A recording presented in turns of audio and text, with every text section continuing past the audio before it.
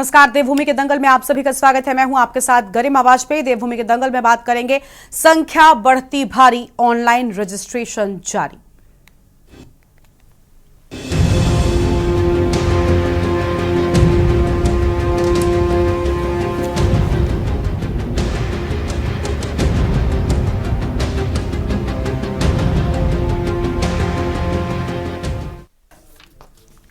उत्तराखंड चारधाम की यात्रा 30 अप्रैल को गंगोत्री और यमुनोत्री धाम के कपाट खुलने के साथ ही शुरू होने जा रही है, जिसकी तैयारियों में संबंधित विभाग जुटे हुए हैं। वहीं दूसरी ओर चारधाम यात्रा के लिए श्रद्धालुओं का रजिस्ट्रेशन भी शुरू हो गया है। धार्मिक सरकार भी व्यवस्थाओं को दुरुस्त करने पर जोर दे रही है। इसके साथ ही राज्य सरकार चारधाम मंदिर के आसपास के क्षेत्र को विकसित करने पर भी जोर दे रही है, ताकि चारधाम यात्रा के शुरुआती दौर में बड़ी संख्या में आने वाले श्रद्धालुओं को दिक्कतों का सामना न करना पड़े।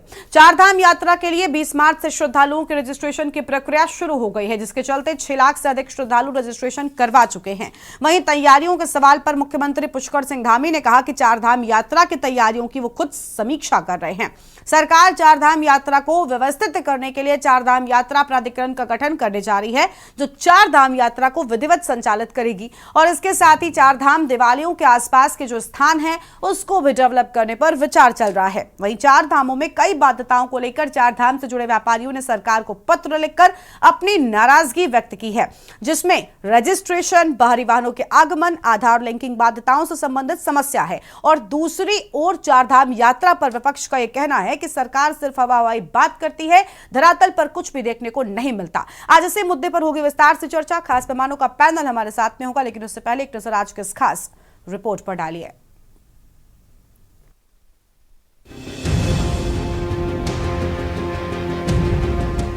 आपको बता दें कि चारधाम यात्रा का आगाज 30 अप्रैल को गंगोत्री और यमुनोत्री धाम के कपाट खुलने के साथ हो जाएगा। 2 मई को केदारनाथ और 4 मई को बद्रीनाथ धाम के कपाट खुलेंगे। इस बार प्रदेश सरकार ग्रीन चारधाम यात्रा अभियान भी शुरू कर रही है। चारधाम यात्रा के लिए पंजीकरण शुरू हो गए हैं। वहीं तीर्थ यात्रियों के इस बार आधार प्रमाणित पंजीकरण किए जाएंगे। तीर्थ यात्री को पंजीकरण करते समय आधार कार्ड की डिटेल देना अब जरूरी कर दिया गया है। यात्रा के लिए इस बार 60% पंजीकरण ही ऑनलाइन होंगे, जबकि 40% पंजीकरण ऑफलाइन किए जाएंगे। इस व्यवस्था से बिना पंजीकरण आने वाले तीर्थ यात्रियों को परेशानियों का सामना नहीं करना पड़ेगा। चारधाम यात्रा में आने वाले श्रद्धालुओं की सुगम व सुरक्षित यात्रा के लिए इस बार प्रदेश सरकार स्वास्थ्य सेवाओं में कई सुधार करने जा रही है। इससे श्रद्धालुओं को बेहतर इलाज मिलेगा। आपातकालीन सेवा के लिए 154 एम्बुलेंस, हेलीकॉप्टर व बोट एम्बुलेंस की तैनाती की जाएगी। ई स्वास्थ्य धाम पोर्टल से स्वास्थ्य निगरानी की जाएगी। स्वास्थ्य मंत्री धन सिंह रावत ने बताया कि केदारनाथ में 17 बेड और बद्रीनाथ में 45 बेड का अस्पताल संचालित किया जाएगा, जो तीर्थ यात्रियों को बेहतरीन स्वास्थ्य सेवाएं प्रदान करेगा। इसके अलावा यात्रा मार्ग पर 25 विशेषज्ञ डॉक्टरों की तैनाती की जाएगी, जिससे श्रद्धालुओं को तत्काल चिकित्सा सहायता मिल सके। चारधाम यात्रा हमारे राज्य की आर्थिकी का और लोगों के व्यापार का, और मैं कहूँ तो चारधाम यात्रा उत्तराखंड राज्य के लिए लाइफलाइन है। ये यात्रा अच्छी हो, हर दृष्टि से जो आने वाले यात्री हैं, श्रद्धालु हैं, उनको भी कम से कम परेशानियों का सामना करना पड़े। पिछले सालों के जो अनुभव रहे हैं उसके आधार पर आज समीक्षा की गई है, क्योंकि पूरे देश के श्रद्धालु चारधाम यात्रा में आते हैं। उनकी यात्रा सुरक्षित भी हो और जो यात्रा में ज़रूरी अवस्थापनाएं हैं, अन्य सुविधाएं हैं, वो सब ठीक प्रकार से बने, यातायात ठीक से चले, जाम की स्थिति न बने। और अब ये लगातार हमारे सभी जिलाधिकारी और सभी विभागों के लोग लगातार यात्रा को सुचारू रूप से चलाने के लिए निरंतर इसमें अनवरत रूप से समीक्षा करते रहेंगे और तैयारियां करते रहेंगे। सड़कों की व्यवस्था अच्छी करनी है, तो उसके लिए भी जो है, और अत्यधिक यात्री जब आ जाएंगे तो किस प्रकार से रूट प्लान रहेगा, किस प्रकार से कहीं यात्रा को अगर रोकना भी है, अगर ज़्यादा हो जाएंगे तो उसको भी जो है व्यवस्थित तरीके से, कि ऐसे स्थानों पर लोग रुकें जहाँ पर उनको आसानी से होटल इत्यादि मिल जाए, पार्किंग की व्यवस्था मिल जाए, तो सभी पहलुओं पर आज विस्तार से चर्चा हुई है। हमारे मुख्यमंत्री जी ने अभी सभी विभागों की बैठक कर लिया है, मैंने भी बैठक कर ली है और मैं ये कह सकता हूँ कि चार धाम यात्रा में जितने भी यात्री आएंगे उनको जो है हमारे तरफ से हम उनका स्वागत भी करना चाह रहे हैं और स्वास्थ्य विभाग की तरफ से कोई कमी नहीं रहेगी।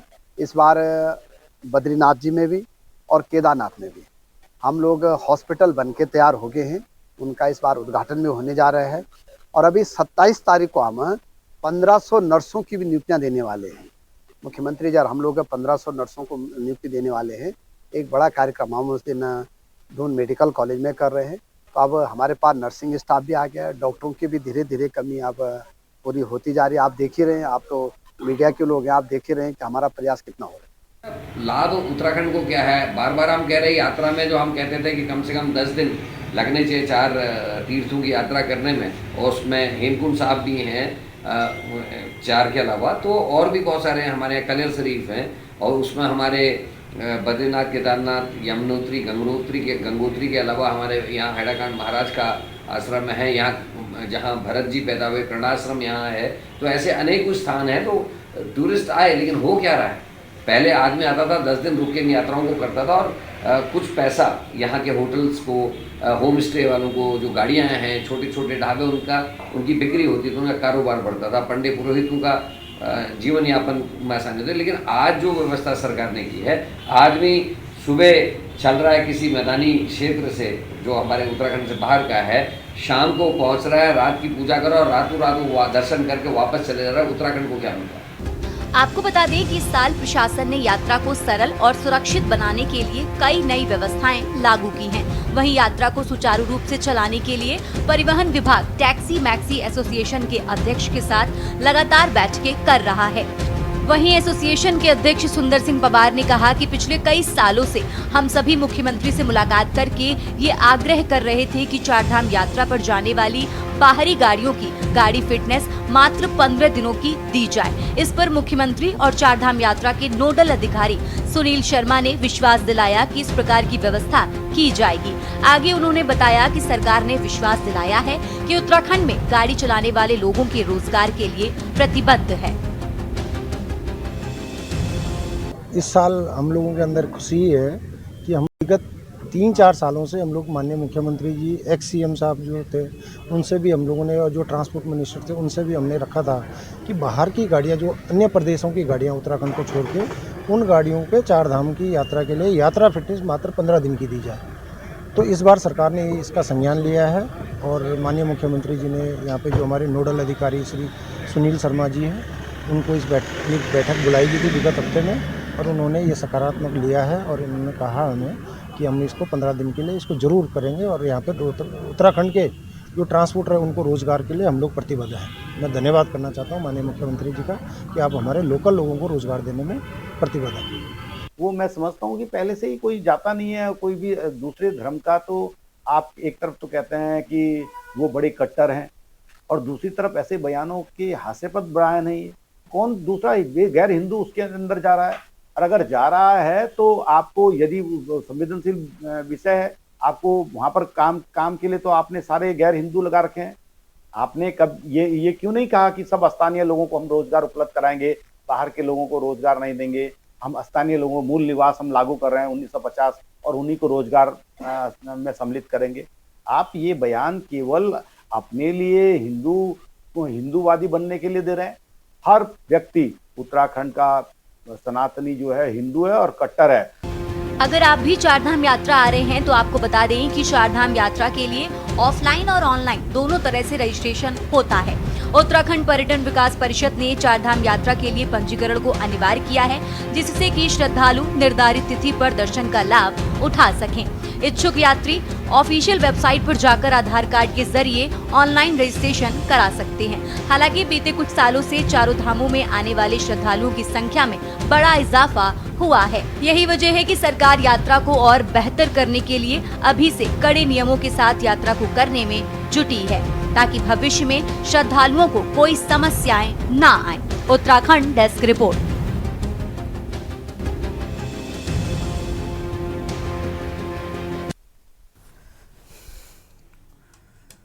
और देवभूमि के दंगल में आज इसी मुद्दे पर करेंगे विस्तार से चर्चा। खास मेहमान हमारे साथ में जुड़ रहे हैं। हमारे साथ में उत्तराखंड क्रांति दल की ओर से टीकम राठौर साहब हैं, केंद्रीय प्रवक्ता हैं।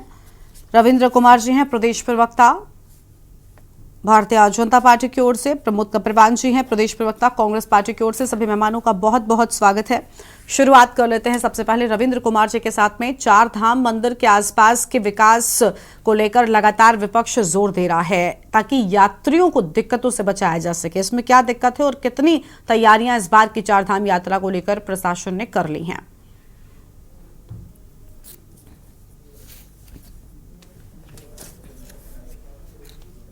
अनम्यूट कीजिए सर, आपकी आवाज नहीं मिल रही है रविंद्र जी।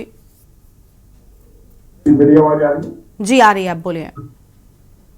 जी देखिए, जिस प्रकार से पिछले कुछ वर्षों के अनुभव यात्रा को लेके जो सरकार के पास हैं और प्रशासन के पास है, उन अनुभवों को आगे जांचते हुए और अच्छी यात्रा को और सुगम यात्रा को कराने का इस बार जोर देके प्रयास जो है वो किया जाना। और रही बात इसकी कि देखिए, माननीय मुख्यमंत्री जी ने भी कहा है कि यात्रियों को सुगमता रहे, भीड़ ना हो, ट्रैफिक जाम ना हो, इसको लेकर पूरा एक रोड मैप बनाया जा रहा है। तो कहीं ना कहीं देखते हुए लगता है कि अब की यात्रा जो क्योंकि अब की मुझे ऐसा लगता है कि यात्री भी और पिछले साल का भी रिकॉर्ड जरूर टूटेगा और अच्छी यात्रा होगी। और आसपास की जो क्षेत्र है विकसित करने के लिए, और वो निश्चित रूप से होने चाहिए। ये इस प्लान में भी था। आप जितने भी अगर देश भर में भारतीय पार्टी की जहां जहां सरकारें हैं और जहां जहां ऐसे तीर्थ स्थल है, अगर आप देखेंगे तो उसी पैटर्न पे यहाँ पे भी है कि लोगों की आस्थावान लोगों की संख्या जब बढ़ती है तो आसपास के एरिया को डेवलप करना जरूरी हो जाता है। और अच्छी बात है, विपक्ष भी इसको लेके जागरूक है, विपक्ष भी इस मांग को कर रहा है। अच्छी बात है कि लोगों के प्रति की भी संवेदनाएं है और सरकार को वह भी चेताने का काम कर रहे हैं। तो एक अच्छे विपक्ष की भूमिका होती है इस प्रकार की। लेकिन मुझे लगता है कि विपक्ष को भी एक चीज का ध्यान रखना चाहिए। एक अच्छे विपक्ष के नाते जो है सुझाव देना, चिंता व्यक्त करना, सरकार के लिए को आगाह करना, ये तो उसका प्रयास हो सकता है। लेकिन कहीं इसमें ये ऐसा करते करते कहीं ऐसा ना हो कि हमारी जो ब्रांडिंग उत्तराखंड की है, यहाँ पे आने वाले श्रद्धालुओं को लेके श्रद्धा की, वो कहीं उस पर धूमिल ना हो कि ऐसा लगे कि हमारी ब्रांडिंग को कमजोर किया जाए और यहाँ लोगों को डराने का काम किया जाए। तो उसको थोड़ा सा समझना होगा। मैं कई बार देखता हूँ अति उत्साह में विपक्ष के लोग ऐसा बयान देते हैं कि बाहर से बैठा जो श्रद्धालु हमें कहीं देख रहा होता है, सुन रहा होता है, तो उसके मन में एक बात आती है, अरे मुझे लग रहा है कि वहां ठीक नहीं है माहौल। तो ऐसा कोई भी बयान ना दे। ये उत्तराखंड, देवभूमि उत्तराखंड सभी के लिए है। यहाँ पे जितने श्रद्धालु आते हैं उनका बहुत अच्छे से सब हमारे यहाँ के जो रहने वाले लोग हैं, दुकानदार हैं, टैक्सी चलाने वाले हैं, रेहड़ी पटरी लगाने वाले हैं, प्रशासन है, शासन है, वो सभी बहुत अच्छे से स्वागत करता है। और कहीं ना कहीं उत्तराखंड की आर्थिकी में एक बहुत बड़ा योगदान हमारा तीर्थाटन और पर्यटन है। तो मुझे लगता है, मेरा सिर्फ एक सुझाव है, कई बार अति उत्साह में विपक्षी दल ऐसी बयान दे देता है जिससे प्रदेश की छवि को कहीं ना कहीं और तीर्थ यात्रा की छवि को कहीं ना कहीं नुकसान करने का काम। ठीक है, यूकेडी की प्रवक्ता हमारे साथ में टीकम राठौर साहब हैं। टीकम साहब, हर बार चार धाम की यात्रा होती है, उससे पहले कुछ ना कुछ कमियां सामने आती हैं। चार धाम यात्रा के दौरान बहुत से सच निकलकर सामने आते हैं जो परेशान कर देते हैं। इस बार बहुत सारी तैयारियों का दावा किया गया था, लेकिन 10 लाख से ज्यादा श्रद्धालुओं की संख्या में कमी आई थी। ऐसा क्यों हुआ और क्या लग रहा है कि क्या इस बार चार धाम यात्रा की तैयारियों के लिए पूरी तरीके से हामी भर दी गई है? क्या पूरी तैयारी हो चुकी है? जब रजिस्ट्रेशन शुरू हो चुका है तब हम ये डिबेट कर रहे हैं, और उस वक्त तक क्या लग रहा है कि क्या इतनी तैयारियां काफी हैं? देखिए गरिमा जी, जिस प्रकार से सरकार ने पिछले साल की भी व्यवस्था रखी, उसमें भी काफी अव्यवस्थाएं रही और हमें लगता है उससे सरकार ने काफी सीख ली होगी। और जिस प्रकार से वो कह रहे हैं कि जहाँ जो चार धाम है, चार धाम के आसपास के जो परिक्षेत्र हैं वहाँ पे हम डेवलप करने की वो बात कर रहे हैं, तो मुझे लगता है कि काफी मंथन वो लोग कर रहे होंगे, ऐसा हमें विश्वास है। और हम ये भी कहना चाहते हैं कि जिस प्रकार से जो श्रद्धालु आते हैं, तो हमने पिछले बार भी कहा था कि जो ये कैंप है, कैंपों के जो मैनेजमेंट है ये ठीक तरीके से हो और जो स्वास्थ्य की व्यवस्थाएं हो ये भी स्वास्थ्य की, जिस प्रकार से हमारे अभी प्रदेश के जो स्वास्थ्य मंत्री हैं वो कह रहे हैं कि हमने 1500 नर्सों का भी इंतजाम कर लिया है और तमाम हमारे हॉस्पिटलों का वहाँ पे सुदृढ़ीकरण का खाका जो है हमने बिठा दिया है, उसमें उनको तुरंत सेवाएं मिल सकती है। तो अच्छी बात है, यदि आप लोगों ने इतना मंथन किया है तो बहुत बढ़िया बात है। हम ये कहना चाहते हैं उसमें भी कि जो जितने भी उत्तराखंड के अंदर दल हैं, यदि उनके साथ भी आप बैठकें करते, उनसे भी जिम्मेवारी, उनको भी देते जिम्मेवारी, और जिस प्रकार से आप ये यात्रा बोर्ड की बात कर रहे हैं, प्राधिकरण बनाने की बात कर रहे हैं, ये प्राधिकरण तो बहुत पहले बन जाना चाहिए था। इसमें जो व्यवस्थाएं हैं वाकई में ही उसमें व्यवस्थाएं बनती हैं। जो एक बोर्ड होता है उसकी एक जिम्मेदारी होती है और वो अपनी जिम्मेदारी को हर बार उसमें मंथन करता है। जिस प्रकार से आपने जम्मू कश्मीर में भी देखा है, वहां पे भी ऐसा बोर्ड बना हुआ है। तो ये तमाम जहां भी ये यात्राएं होती है, ये बोर्डों का गठन होना चाहिए और उसके साथ जितने भी सामाजिक संगठन है, सामाजिक दल है, ये इनको जिम्मेदारी देनी चाहिए।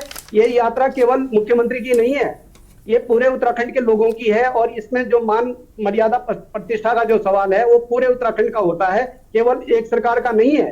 और हम चाहते हैं कि सरकार इसमें अभी भी बैठक बुलाएं और सारे जो शीर्ष नेता है दलों के, सभी दलों पे उनके साथ मंथन करें और उनको भी जिम्मेदारियां तय करें, ताकि ये जो कमियां खामियां हैं उस पर हम ब्रेक लगा सकें और जो उत्तराखंड का जो नाम है वो विश्व पटल पर हम उसको स्थापित कर सकें।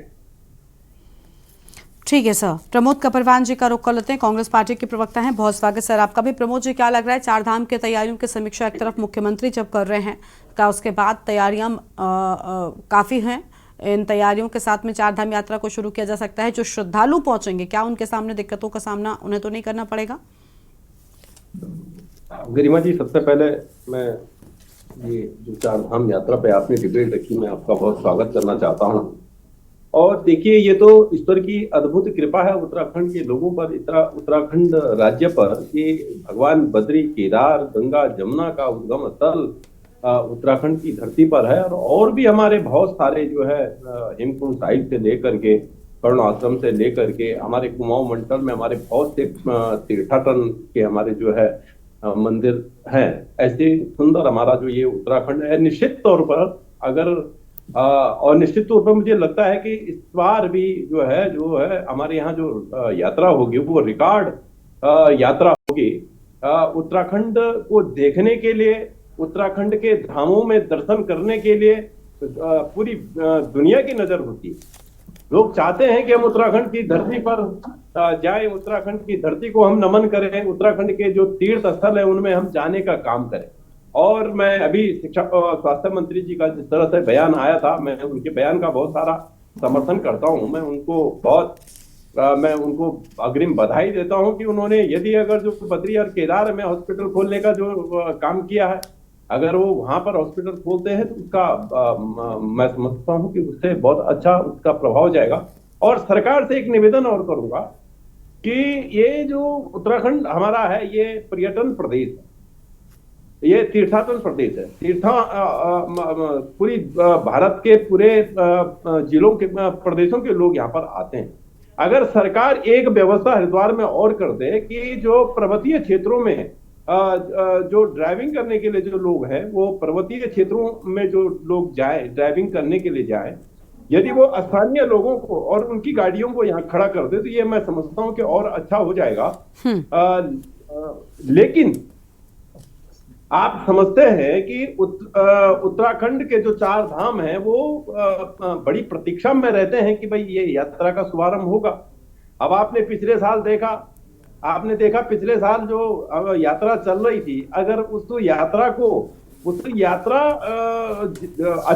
अच्छे तरीके से जिस तरह से यात्रा चल रही थी, लेकिन जिस तरह से सरकार ने नए नियम निकाल करके उस यात्रा को भटकाने का काम किया, मैं समझता हूं कि इस बार ऐसी गलतियां सरकार न करे और लोगों को परिवहन की सुंदर सुविधा दे, लोगों को स्वास्थ्य की सुविधाएं दे। अभी आप देख रहे हैं, मैं यहाँ देहरादून में जहां हम डिबेट कर रहे हैं, 9, साढ़े 9, 10 बजे का विद्युत कटौती हो रखी है हमारे यहाँ पर, और बिजली कटौती के कारण जो है बड़ी समस्याएं आ रही हैं।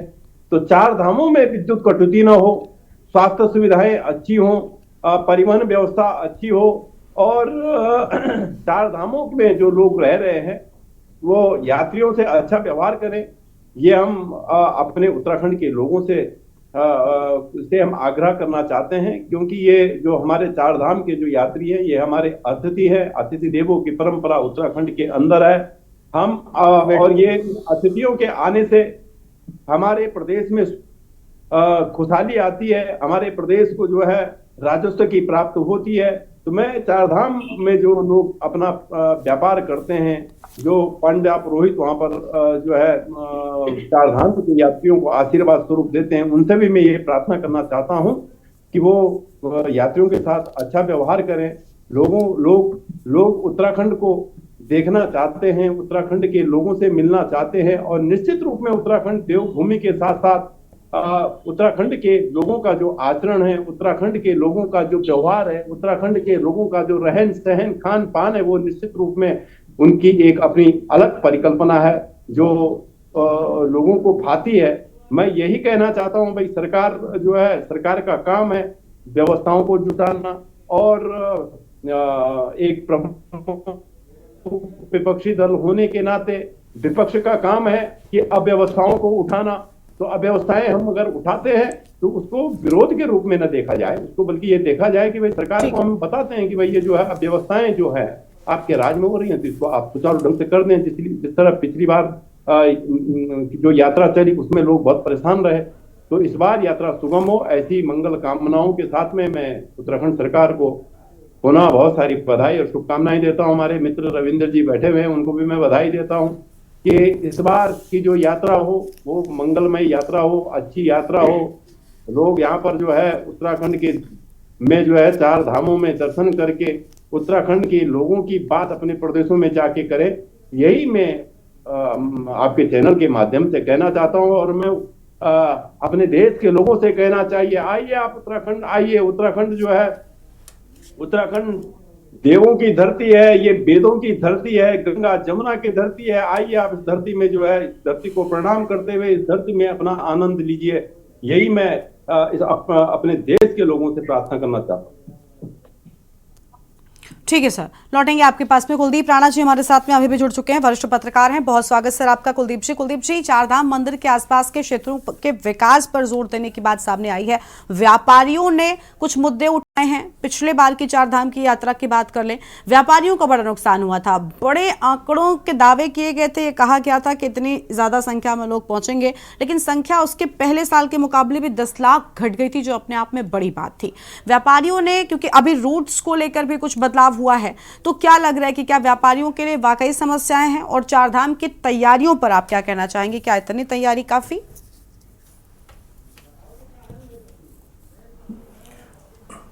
देखिए गरिमा, चारधाम में जो लोग हैं, जो दुकानदार हैं, जो वहाँ व्यवसाय कर रहे हैं वहाँ पे, वो व्यापारी नहीं हैं। वो बहुत बड़े व्यापारी नहीं हैं, बहुत बड़े व्यवसायी नहीं हैं। वो छोटे स्तर के व्यवसायी हैं जो अपनी रोजी रोटी के लिए, अपने गुजारा भत्ता के लिए, उन लोगों के लिए वहाँ पे काम करते हैं। वो बहुत कोई ऐसे स्थायी बिजनेसमैन नहीं हैं या कोई स्थायी व्यापारी नहीं है। तो उनकी जो ज़रूरतें हैं, उनकी जो आवश्यकताएं हैं और उनकी जो एक अपेक्षा रहती है कि वो हमेशा इस चीज़ ये रहती है कि भाई अच्छे से अच्छी खासी तादाद में जो है यात्री आएँ, क्योंकि जितनी अच्छी तादाद में यात्री आएंगे उतना ही उनके लिए भी लाभकारी रहेगा। तो उनका भी एक प्रयास रहता है कि यात्रा को लेकर के उनकी भी एक आशा अपेक्षा रहती है। मैंने 2013 की आपदा के बाद 2014 में जब मैं गया था पूरे क्षेत्रों में, जहाँ जहाँ आपदा रही उन क्षेत्रों का भ्रमण किया था। तो और मैंने उन लोग वहाँ जो व्यवसायी हैं उन लोगों से बातचीत की थी। तो उनसे बहुत बातचीत करने के बाद जो बातें निकल करके आई, उसमें मुख्य मुद्दा यही रहा कि भाई वो लोग हमेशा चारधाम यात्रा या मंदिरों के आसपास जो लोग हैं उनकी कोशिश ये रहती है कि ये एक ऐसी व्यवस्थित व्यवस्था बने जो उनके भविष्य को भी और उनके रोजगार को भी पुख्ता करे। ठीक, अक्सर होता ये है कि उत्तराखंड में चारधाम यात्रा या मंदिरों के आसपास कोई निर्माण कार्य हो रहा है या उसके विकास का कार्य हो रहा है, तो ऐसे मुद्दे राजनीति की भेंट चढ़ जाते हैं। ठीक, जिससे होता नुकसान जो है, राजनीति में तो जो भी चीज़ें उथल पुथल हों लेकिन उससे जो सबसे ज़्यादा नुकसान होता है वो उस व्यक्ति का होता है जो उस जगह पर रह रहा है, जिसकी रोजी रोटी, जिसकी व्यवस्थाएं, जिसकी आय आमदनी, जिसके परिवार का खर्च उस जगह के उस रोजगार से जुड़ा हुआ होता है। तो इसको देखने के लिए एक व्यापक समग्र दृष्टिकोण की ज़रूरत है और ये हमारे राजनीतिक दलों में इस चीज़ के दृष्टिकोण होना चाहिए कि वो उसको सिर्फ राजनीतिक विरोध करने के लिए कि आप विपक्ष में हैं या सत्ता पक्ष का विरोध करना है इसलिए नहीं, उस दृष्टिकोण से भी देखना चाहिए कि वो वहाँ पर जो व्यक्ति बैठा हुआ है ना, क्योंकि हमने 2014 में देखा था कि कई जो व्यापारी थे जो उन्होंने कहा था कि हम तो इतना कर्ज ले चुके हैं, इतनी हमारी बुरी हालत हो चुकी है, कई लोगों ने तो आत्महत्या तक करने की बात कही थी कि अब हमारे पास जीवन में कुछ बचा नहीं है, तो हम इतने कर्ज में डूब चुके हैं।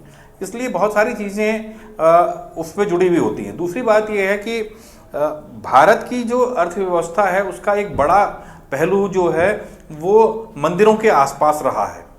भारत का अर्थतंत्र का बड़ा भाग जो है वो मंदिरों के आसपास रहा है और हमने अभी हाल में ही जो ताज़ा उदाहरण है अयोध्या राम मंदिर निर्माण के बाद जो इकोनॉमी में जो चेंजेस आए हैं उत्तर प्रदेश की, उसको देख करके चीज़ें स्पष्ट होती हैं। ठीक है, अभी कुंभ हुआ, कुंभ में जो इकोनॉमिक चेंजेस आए वहाँ पे कुंभ के होने के बाद से, तो उन चीज़ों को इग्नोर नहीं किया जा सकता। उत्तराखंड जैसे राज्य में 4 धाम यात्रा आदि अनादिकाल से चली आ रही है। ठीक है, लेकिन इस व्यवस्था को व्यवस्थित रूप से संचालित करने के लिए आज तक जब हम आप टीवी में डिबेट कर रहे हैं आपके साथ बैठ करके गरिमा, आज तक कोई ऐसा मास्टर प्लान नहीं निकल करके आया कि इस व्यवस्था को व्यवस्थित रूप से संचालित किया जा सके और इसमें सरकार की कम से कम भूमिका मतलब हो सके। क्योंकि जब चीजें आज की डेट में क्या है, सारी चीजों के लिए आपको सरकार की तरफ ताकना पड़ रहा है, क्योंकि ग्राउंड पे कहीं ना कहीं चीज़ों का एक स्ट्रक्चर जो होना चाहिए था वो उस रूप में नहीं दिखाई दे रहा है। तो इसलिए लोग सरकार की तरफ देख रहे हैं। अगर वो चीज़ें होती तो सरकार का बोझ भी कम होता और चीज़ें व्यवस्थाएं अपने बिना शंका के, बिना संदेह के अपने व्यवस्थित रूप में चल रही होती।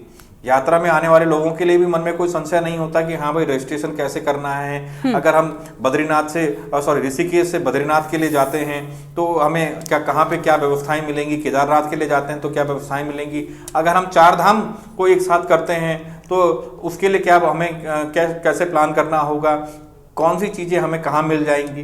तो अभी इन चीज़ों का थोड़ा सा अभाव देखने को मिलता है और ये राज्य सरकार की जिम्मेदारी है, सत्ताधारी दल की जिम्मेदारी है कि वो इन चीजों को व्यवस्थित करे, ताकि क्योंकि कई बार हमने देखा गरिमा कि हम एक ही विषय को लेकर के कई बार डिबेट करते हैं। पिछले साल भी, उससे पिछले साल भी हमने बिल्कुल, और जब 4 धाम यात्रा होती है हम डिबेट करते हैं और उसमें कई सारे तथ्य निकल कर सामने आते हैं, कई कमियां भी आती हैं, लेकिन मुझे लगता है साल दर साल उनमें अगर इंप्रूवमेंट हो तो कम से कम चीजें बेहतर हो जाएंगी। माफी के साथ आपको कुलदीप जी यहाँ पर रोक रहे हैं, हम अपनी चर्चा को वापस से शुरू करेंगे। उससे पहले देवभूमि के दंगल में एक ब्रेक के लिए रुकते हैं, जल्द लौटेंगे।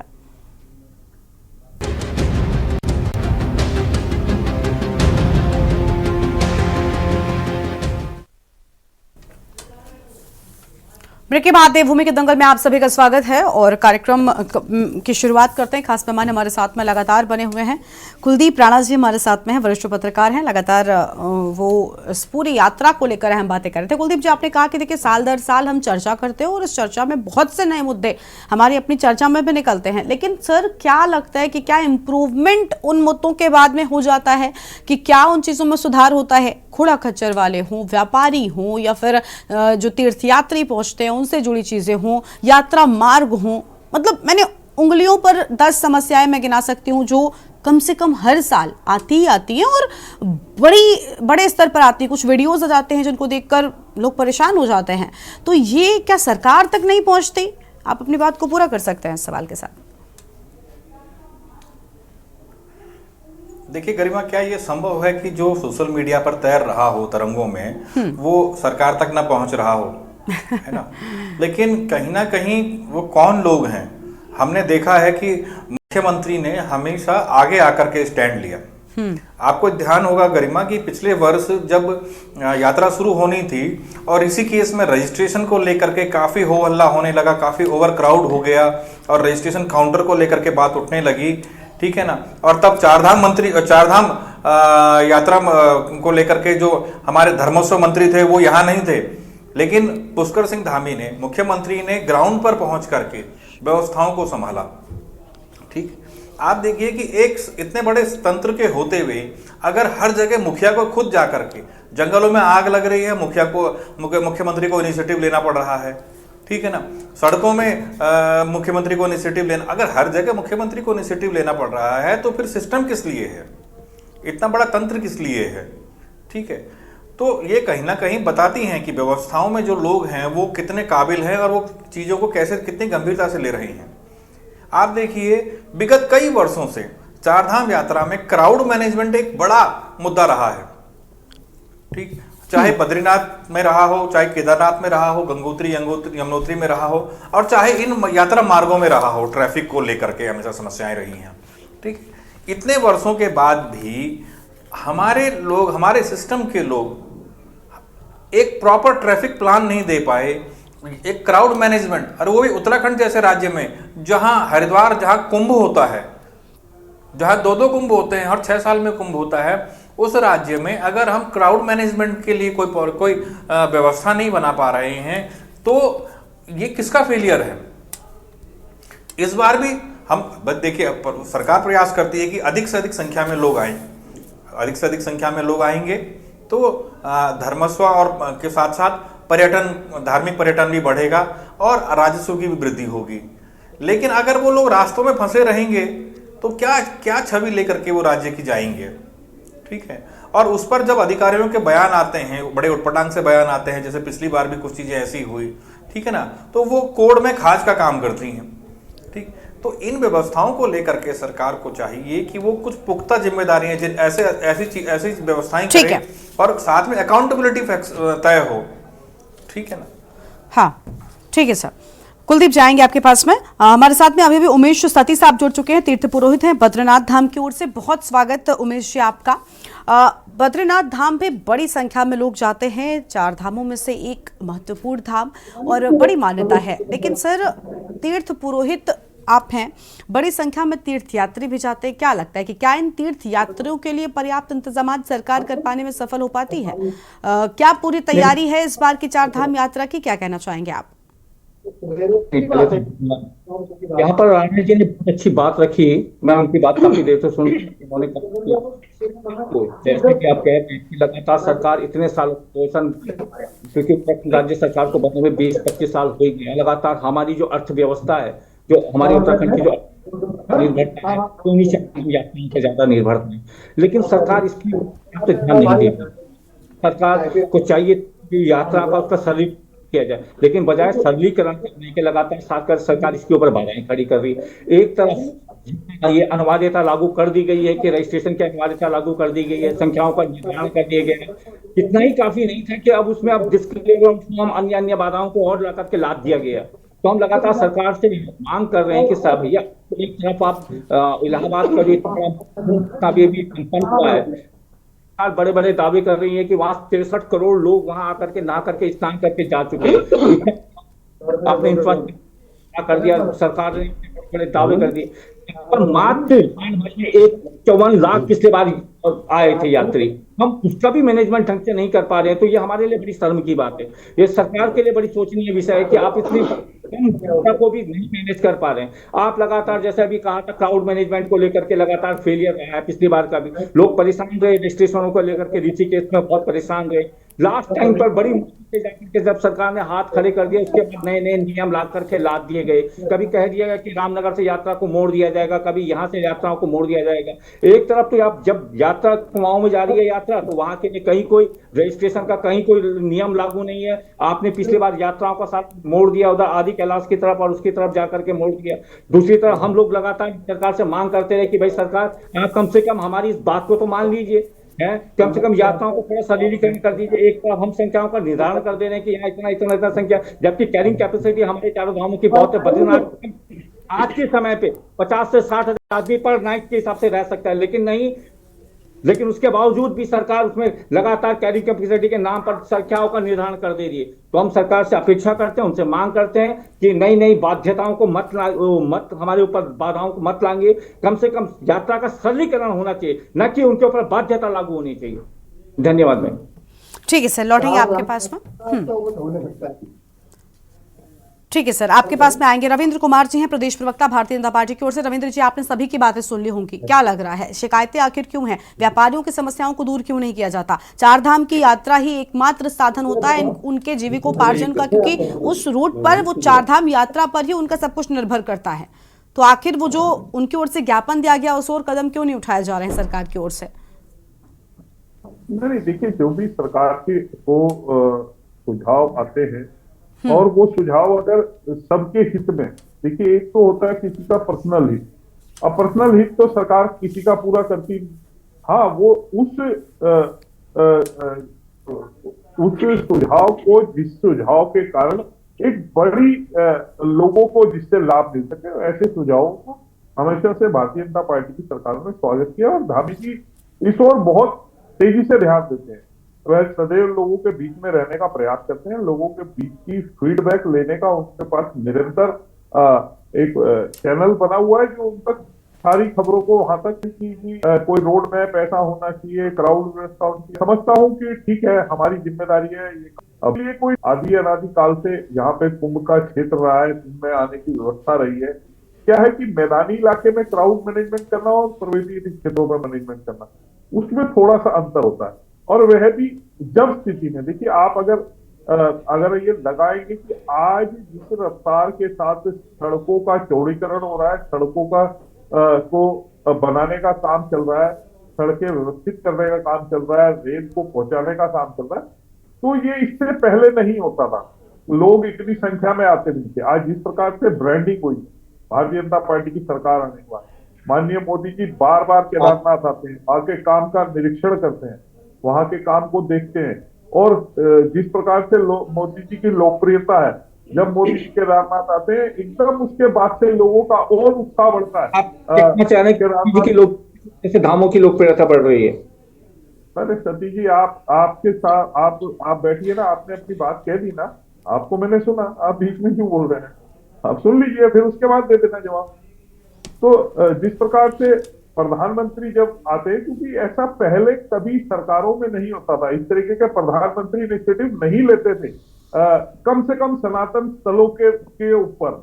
आज जिस प्रकार से लेके सनातन स्थलों के ऊपर, चाहे वो कुंभ का क्षेत्र हो, चाहे केदारनाथ बद्रीनाथ क्षेत्र हो, चाहे वो काशी विश्वनाथ कॉरिडोर हो, चाहे वो उज्जैन हो, चाहे वो गुजरात का सोमनाथ मंदिर हो, तो ये इस तरीके के जिस प्रकार से सनातनियों के बीच में आज गई है कि हमारी जो मूल जड़े, जो मूल हमारा जो मंदिर थे, हमारे जो मठ थे, जो हमारे पुराने जो वो है, उसको लेके जिस प्रकार सरकार आज वो भी सरकार भी कहीं ना कहीं इसको और अच्छे से करना चाहती है, लोग भी अच्छे से जानना चाहते हैं। तो उस ओर मुझे लगता है कि प्रधानमंत्री जिस प्रकार कार्य कर रहे हैं और माननीय मुख्यमंत्री जी जिस प्रकार से कार्य में और गति देने का काम कर रहे हैं, आने वाले समय में जो हमारे को पिछली बार मुश्किलें पड़ी थी, मुझे नहीं लगता कि इस बार ऐसी मुश्किलें आएंगी। यहाँ के स्थानीय लोगों को अधिक से अधिक रोजगार के अवसर ज्यादा पैदा हो सके, उस ओर भी सरकार का कहीं ना कहीं ध्यान है, क्योंकि यही हमारे लिए सबसे बड़ी, देखिए, अब ये यात्रा जो शुरू होगी अप्रैल से लेके, और ये कम से कम जून जुलाई तक, जब कांवड़ शुरू हो जाती है, कांवड़ के बाद फिर कांवड़ खत्म हो जाती है, तो यात्रा दीपावली तक हमारी ये यात्रा केदारनाथ बद्रीनाथ की चलती है। ये एक बड़ा काल होता है जिसके अंदर हमारे स्थानीय लोग भी बड़ी आशा भरी नजर से देखते हैं, स्थानीय कारोबारी बड़ी आशा भरी नजर से देखते हैं, रेडी पटरी गाड़ी वाला, होम स्टे वाला, एक छोटे से छोटा कारोबार करने वाला भी बड़ी आशा भरी नजर से देखता है। इस ओर हमें भी इस प्रयास को आगे बढ़ाना चाहिए। और अभी मैं सुन रहा था, हमारे भाई कह रहे थे यूकेडी के, बड़ी अच्छी बात उन्होंने कही कि सरकार को कहीं ना कहीं हमें भी बैठ के एक सर्वदलीय बैठक करके हमें भी काम पे लगाना चाहिए। तो मैं ये कहना चाहूंगा, देखिए मित्र, यूकेडी हमारी एक स्थानीय पार्टी है, एक अच्छी पार्टी है, क्रांति दल। तो आप इसमें सरकार से क्या आदेश देने के, आप स्वयं जो है अपने आप ही कोई एक जिम्मेदारी लेके निर्वाह कर सकते हैं। जिस प्रकार से जो संघ की शाखाएं हैं, संघ के लोग हैं, विश्व हिंदू परिषद है, बजरंग दल है, आरएसएस वाले हैं, तो ये जिस प्रकार से काम लेते हैं कि कोई किसी भी व्यवस्थित व्यवस्था बनानी है, या हमें पार्किंग को देखना है, या हमें क्राउड मैनेजमेंट में शासन की मदद करनी है, तो इस तरीके की स्वयं सहायता समूह के तहत भी हम अपने दायित्व को निभा सकते हैं। और सबसे बड़ा दायित्व यह है कि हम कम से कम हमारे कांग्रेस के साथी प्रमोद जी ने जिस प्रकार से कहा, और मुझे बहुत अच्छी बात लगी कि कहीं ना कहीं ये जो हमारे यहाँ मेहमान आते हैं, हमारा भी फर्ज बनता है हम उनके साथ एक अच्छा व्यवहार के साथ भेजे। वो इस प्रदेश की छवि को लेके मन में लेके अपने जिस क्षेत्र से वो आए हैं वो बात करें कि मैं उत्तराखंड गया था यात्रा पे, मुझे बहुत अच्छे लोग लगे। उत्तराखंड एक बहुत अच्छी जगह है, मनमोहक माहौल है, वहाँ के लोग बहुत अच्छे हैं। तो ये भी हमारे अंदर एक भावना रहनी चाहिए। यही सबसे बड़ा उपकार हमारा इस यात्रा में समर्थन करने का होगा कि हम आने वाले यात्रियों को अधिक से अधिक सुविधाएं दे सके, उनके साथ अच्छा व्यवहार करें। ये कहीं ना कहीं हमारे प्रदेश की ब्रांडिंग को और ऊंचाई तक ले जाने का काम करेगी, जिससे इसी प्रदेश को लाभ होगा। क्योंकि यहाँ जितना पर्यटक, जितना तीर्थाटक आएगा, उतना ही इस प्रदेश की अर्थव्यवस्था को गति लगेगी। क्योंकि प्रमुख स्रोत, बार बार कहा जाता है, प्रमुख स्रोत यहाँ तीर्थाटन और पर्यटन है। तो मैं इसी आशा के साथ की अच्छी यात्रा होगी, सुगम यात्रा होगी और सभी इसमें सहयोग करेंगे और आने वाली यात्रा और अच्छे से, पिछले साल की अपेक्षा और ज्यादा अच्छे से हो पाएगी। ठीक है सर, लौटेंगे आपके पास में। टीकम राठौड़ साहब कुछ कह रहे थे आपकी बात को लेकर। आपने दावे तो बड़े बड़े किए, उम्मीद हम भी यही करते हैं कि जैसी बातें आपने कही हैं कि अच्छे से हो सके, बिल्कुल सुरक्षित रहे यात्रा, हम भी यही चाहते हैं। लेकिन इसके लिए पर्याप्त इंतजाम अगर हो जाएं और प्रशासन का पूरा साथ हो जाए तो बहुत अच्छी चीज़ होगी। टीकम साहब, आप क्या कुछ कह रहे हैं? देखिए गरिमा जी, जिस प्रकार से हमारे भारतीय जनता पार्टी के प्रवक्ता ने कहा, हम किसी भी उसमें हस्तक्षेप नहीं कर सकते। यदि सरकार बैठक करती है तो उसमें बिल्कुल हम इंटरफेयर करेंगे और उसमें हम पूरा सहयोग देंगे। उससे पहले हम लोग आपके उसमें हस्तक्षेप नहीं कर पाएंगे। और जिस प्रकार से जो यात्रा है, ये पूरे उत्तराखंड की लाइफ लाइन है और इसमें लाखों लाख परिवारों के घर चलते हैं। सरकार को इस विषय में सोचना चाहिए। सरकार ये ना सोचे कि राजस्व बढ़ रहा है, राजस्व भी तभी बढ़ेगा जब हमारे लाखों लाख परिवार चलेंगे। और जो जिस प्रकार से सरकार नीतियां बना रही है, इसके उसमें हर बार ये फेल हो रही है। इनकी कोई ठोस नीतियां नहीं बन रही है। ये बात भारतीय जनता पार्टी की नहीं है, बात कांग्रेस की नहीं है, बात सरकारों की है कि ये जो मिलने वाला पैसा है उत्तराखंड के लोगों के लिए, उसको आप ठीक तरीके से फलीभूत नहीं करा पा रहे हैं। क्योंकि लोग जब बार बार अव्यवस्थाओं के कारण यहाँ से वापस चले जाते हैं तो ये कहीं ना कहीं नुकसान हमारे प्रदेश को होता है। और यूकेडी तो ये चाहती थी कि इस सरकार जो ये यात्रा है, इस यात्रा से हम लाखों लोगों को वैकल्पिक रोजगार देती, जो सरकारें देती, जो ये मैनेजमेंट व्यवस्था बनती, उसमें इन लोगों का तैनाती होती और इसमें एक मानदंड के रूप में हम लोग इनको फिक्स कर देते, जिसमें कि इनके साल का जो एक बजट था वो ठीक ठाक बैठता।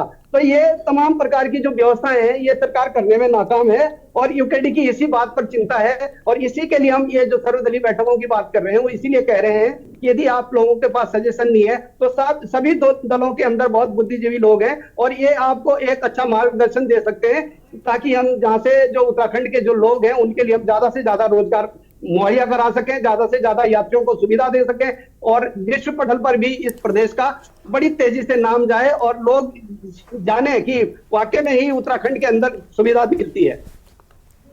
ठीक है सर, लौटेंगे आपके पास में। प्रमोद कपरवान साहब का रुख कर लेते हैं कांग्रेस पार्टी की ओर से। प्रमोद जी, रविंद्र जी कह रहे हैं कि पूरी तैयारी कर ली गई है और उम्मीद है कि जो यात्रा होगी वो बिल्कुल ठीक तरीके से होगी। खुद मुख्यमंत्री भी समीक्षा कर रहे हैं, लेकिन मुझे लगता है इस बार शुरुआत थोड़ा सा इंतजार करना चाहिए। अभी यात्रा के शुरू होते ही सब सच सामने आने लगेगा, तो उसके पहले ही विपक्ष का इतना तेजी के साथ में तैयारियों को लेकर सवाल उठाना नहीं लगता कि थोड़ा इंतजार किया जाना चाहिए? देखिए गरिमा जी, जो पिछले जो अनुभव हैं, पिछले जो अनुभव यात्रा के रहे, वो आपने भी देख के आपके चैनल के माध्यम से पिछली बार भी हमने डिबेट करी थी और पीछे हमने देखा कि जिस तरह की अव्यवस्थाएं रही। मैं तो इस सरकार से एक निवेदन करना चाहता हूं, बिल्कुल बहुत विनम्रता के साथ में एक निवेदन ये करना चाहता हूं कि सरकार यात्रा में ज्यादा अपना इंटरफेयर न करे तो ये यात्रा सुगम सुंदर तरीके से हो जाएगी। लेकिन जब यात्रा पे सरकार नए नए नियम लागू करती है, देखिए ये यात्रा कोई नई यात्रा नहीं है गरिमा जी, आपको ये समझना पड़ेगा, ये यात्रा कोई नई यात्रा नहीं है।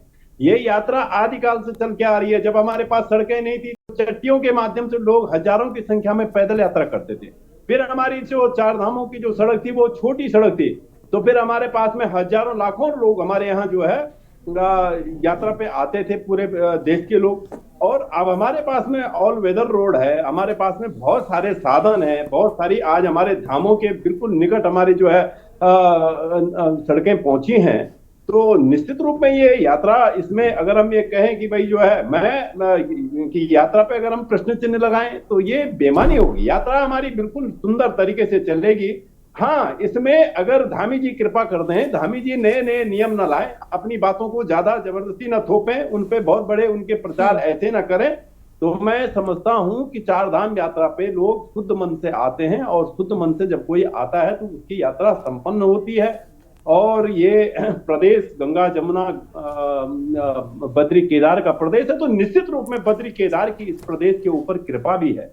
तो मैं आपसे, पिछली बार आपने देखा कि जो है जब यात्रा चरम पे थी तो तब जो है कहीं रजिस्ट्रेशन का, कहीं अनेक प्रकार जो मेन जो कारण यात्रा का जो कम होने का रहा वो ये रहा कि भाई कुछ लोग जो है हरिद्वार से वापस चले गए, कुछ दूसरी जगह चले गए।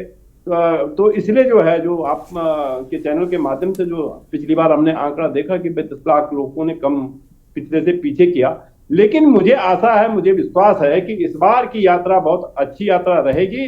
और सरकार से यही निवेदन है कि जन जो सुविधाएं हैं उनको करने का काम करेंगे, और हमारे लोग जो है हमारे धामों के जो हमारे तीर्थ पुरोहित हैं, हमारे जो व्यापारी वर्ग है, जो हमारे जो है काम करने वाले जो वहां पर धामों के लोग हैं, उनसे आप अच्छा व्यवहार उनके साथ में रखें। यात्रियों से ये आप संदेश की पट्टियां लिखें कि भाई उत्तराखंड का जो तीर्थों का जो तीर्थ पुरोहित है वो भी ईश्वर का गण है। उसके दर्शन करने से भी आपको लगेगा। जो मैं तो ये कहता हूं कि जो वो घोड़ा खच्चर चला रहा है उसका भी अपना योगदान है। तो अगर हम अच्छे व्यवहार के साथ में, अच्छी नीति के साथ में और अच्छी नियत के साथ में कोई काम करते हैं तो निश्चित रूप में उसका हमें बहुत अच्छा फायदा मिलेगा, उत्तराखंड को उसका लाभ मिलेगा। हाँ, ये जरूर है कि जैसे ही थोड़ा सा जो है सरकार नए नए नियम लाती है, फिर कहीं चक्का जाम, कहीं बिजली नहीं, ठीक है, तो उन सारी चीजों से अगर बचेंगे तो कहीं ना कहीं चीजें बेहतर होंगी। चलिए, शुक्रिया आपको हमारे साथ जुड़ने के लिए। बाकी सभी मेहमानों का भी बहुत शुक्रिया। उम्मीद है कि चार धाम यात्रा की जब शुरुआत होगी तो तीर्थ यात्रियों को कोई भी दिक्कतों का सामना नहीं करना पड़ेगा। एक अच्छे इंतजाम के साथ में इस यात्रा की शुरुआत होगी। फिलहाल रजिस्ट्रेशन शुरू हो चुके हैं। देवभूमि के दंगल में इतना ही। तमाम बड़ी खबरों के लिए आप देखते रहिए के न्यूज़ इंडिया। नमस्कार।